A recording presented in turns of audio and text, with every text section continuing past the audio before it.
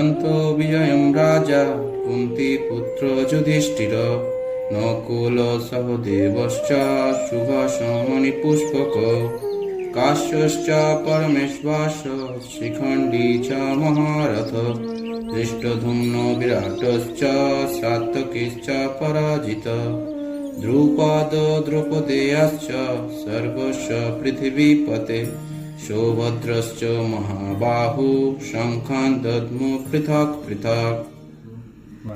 অনুবাদ: কুন্তিপুত্র মহারাজ যুধিষ্ঠির অনন্ত বিজয়ক নামক শঙ্খ বাজালেন এবং নকুল ও সহদেব বাজালেন সুঘোষ ও মণিপুষ্পক নামক শঙ্খ।